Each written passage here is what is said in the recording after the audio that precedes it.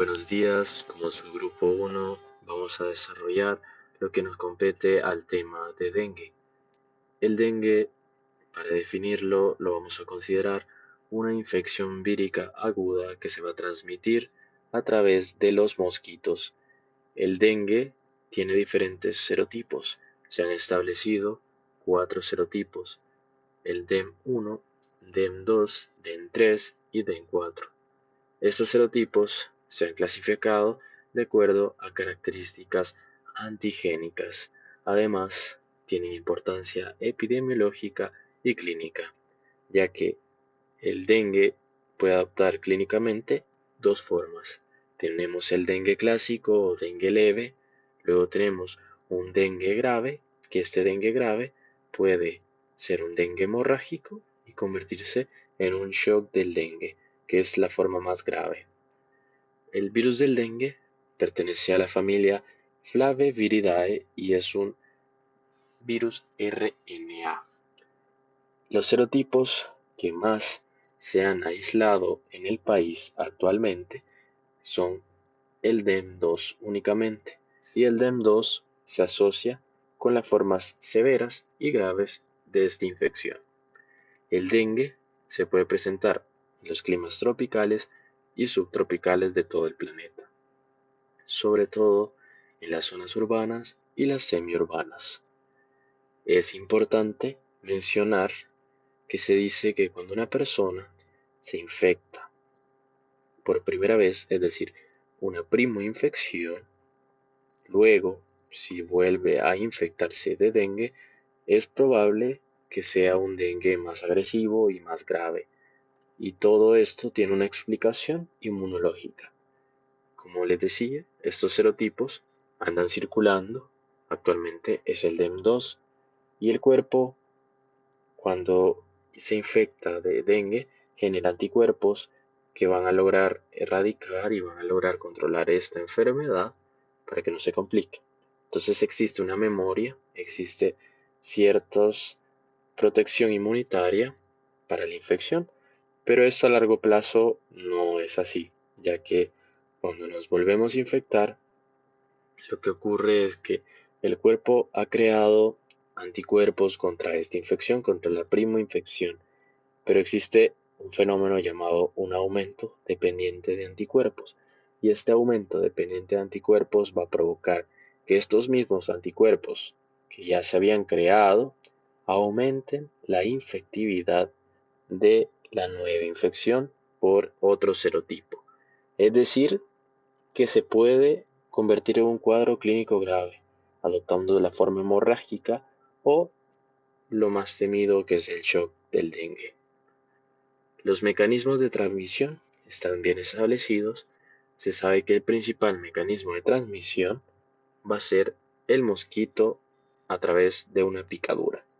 El mosquito necesita transmitir a través de su saliva, que es donde se encuentran las partículas virales, y a través de su estructura llamada probóscide, que va a picar. El mosquito puede picar a inicios de la mañana y a final del día. El reservorio más importante de este virus es el ser humano. Por lo tanto, la transmisión puede ser a nivel urbano y a nivel selvático. A nivel selvático está más relacionado con los primates, pero a nivel urbano el principal reservorio, como les decía, es el ser humano.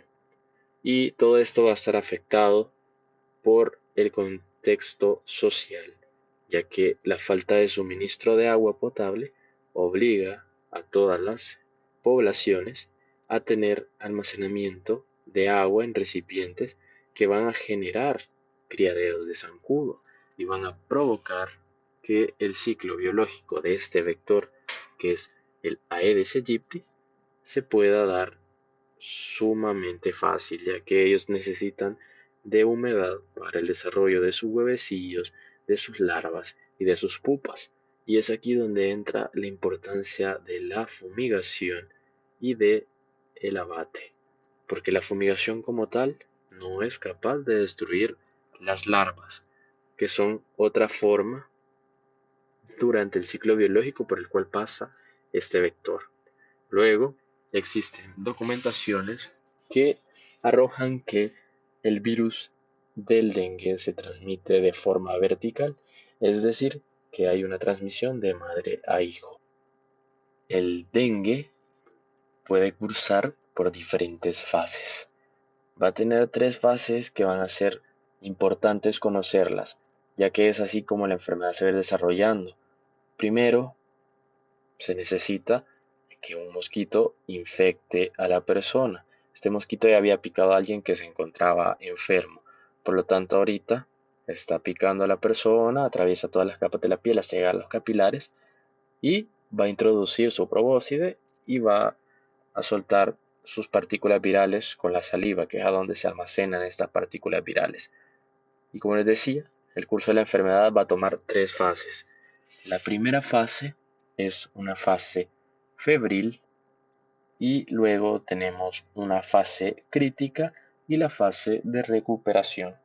La fase febril va a durar de 2 a 7 días y generalmente puede ser una fiebre bifásica, pero normalmente es una fiebre alta y repentina. Alcanza los 40 grados centígrados y se va a acompañar con diferentes síntomas que luego vamos a mencionar. Pero lo importante de la fase febril es que en este momento coincide con lo que conocemos como la viremia. La viremia es decir que dentro de nuestra torrente sanguíneo se encuentran las partículas virales y por eso es que se da este proceso febril. Luego de la fase de la viremia va a haber una disminución de la temperatura en algunos pacientes, puede llegar a 37.5, o sea, tornándose en lo normal, y en otros pacientes puede haber siempre fiebre y igual pasan a la fase crítica. La fase crítica se va a caracterizar por un daño a nivel endotelial, es decir, que vamos a tener daño en los vasos sanguíneos y por lo tanto van a haber complicaciones. Por eso se llama fase crítica, porque dentro de esta fase podemos tener choques, podemos tener hemorragias, podemos tener un daño multiorgánico que nos pueden llevar a la muerte. Entonces esta fase es clave de si el paciente va a tener una forma grave o se va a quedar como un dengue clásico. Luego de esta fase vamos a tener la fase de recuperación. En la fase de recuperación es que se va a dar la reabsorción de todo el líquido que se ha perdido, ya que como recordemos en la fase crítica hay un daño del endotelio y este daño del endotelio va a provocar una fuga transcapilar. Todo el agua que estaba en el compartimento vascular va a pasar al compartimento extravascular y va a causar un aumento de líquido. También va a causar un aumento del hematócrito por una hemoconcentración, ya que el líquido se ha fugado hacia el espacio extracelular.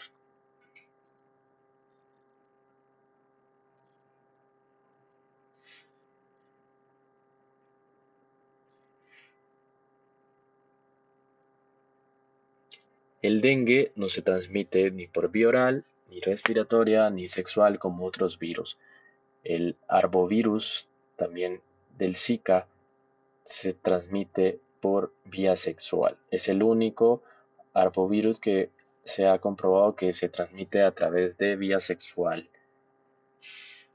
Las formas clínicas, ya las habíamos mencionado, del dengue, principalmente del 75 al 85% van a ser asintomáticos y el otro 25% pueden adoptar una forma clásica que va a ser la que se va a desarrollar en un promedio de 4 a 7 días después de la picadura, es el periodo de incubación, y el dengue va a ser una enfermedad que va a caracterizarse por una fiebre elevada, una fiebre repentina, y va a estar acompañada de dos de los síntomas siguientes.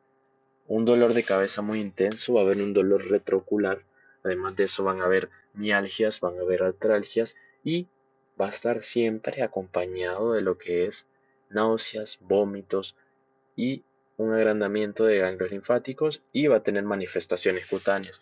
En este caso, las manifestaciones cutáneas van a ser a través de un exantema que puede tener una distribución tanto en cara, cuello, tronco, pero este exantema va a ir acompañado muchas veces de lo que son las petequias y va a caracterizarse también porque va a ser un exantema pruriginoso, es decir, pica.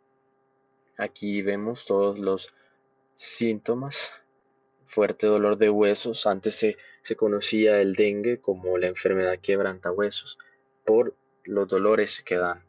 Luego, en cuanto al tratamiento, el tratamiento va a estar basado en 3 grupos. Estos 3 grupos son una clasificación de acuerdo a la gravedad del dengue.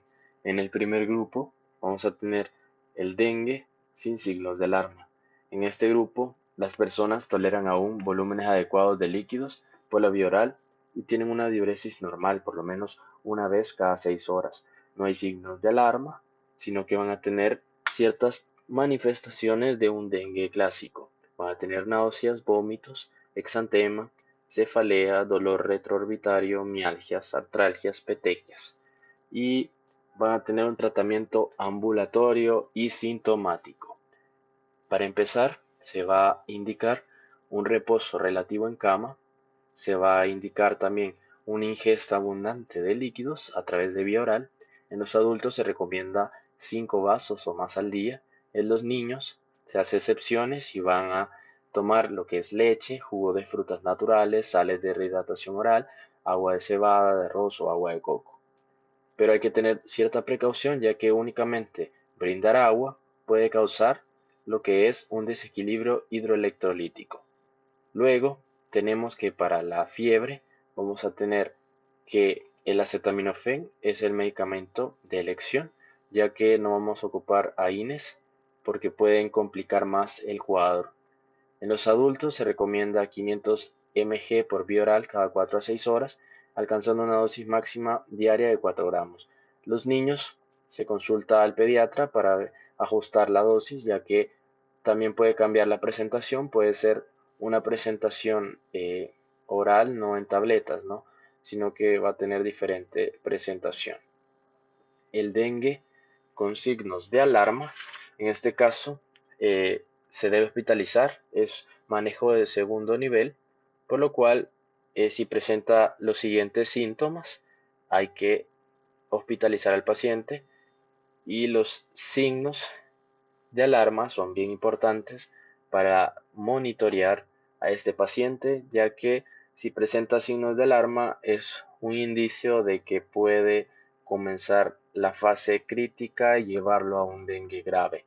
Por lo tanto, es muy importante conocer estos signos: el dolor abdominal intenso y sostenido, los vómitos persistentes, acumulación de líquidos, que esta acumulación de líquidos se va a ver reflejado a través de derrames pericárdicos, derrames pleurales, y todo esto lo vamos a examinar. Podemos detectar un derrame a través de la semiología, a través del examen físico o también ayudándonos de los exámenes de gabinete, como son los rayos X.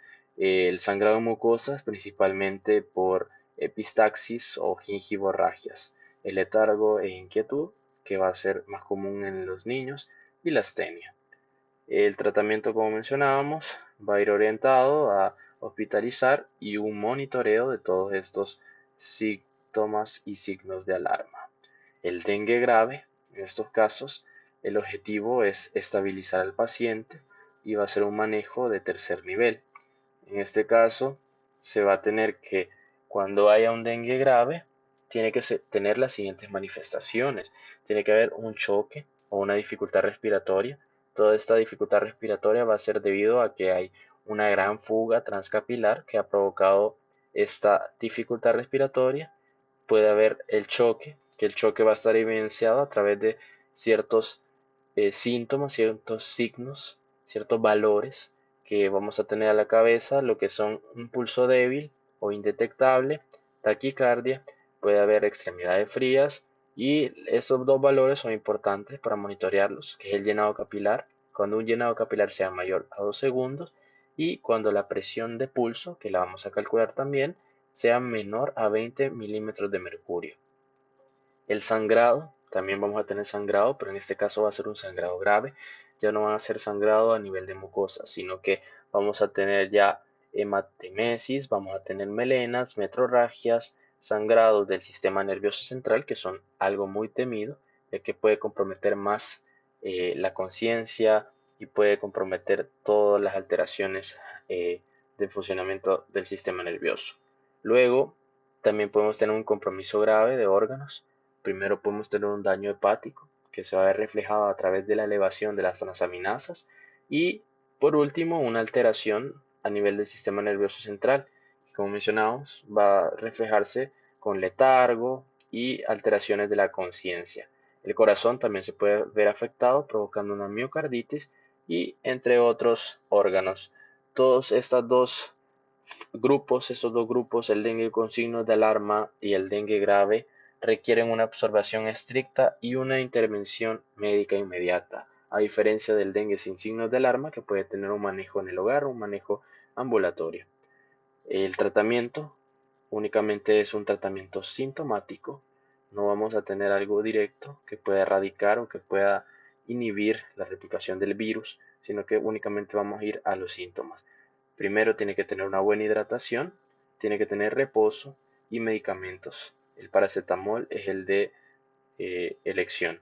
La presión cardíaca debe estar también vigilada para evitar cualquier shock, cualquier indicio de shock. La transfusión sanguínea únicamente va a estar indicada cuando exista un dengue de tipo hemorrágico. El uso de plaquetas igual no está tan eh, recomendado, porque a veces solo con plaquetas no, aunque tengamos una trombocitopenia, las plaquetas no corrigen este tipo de dengue. Entonces es algo bien complicado y que cada caso se debe evaluar si necesita plaquetas.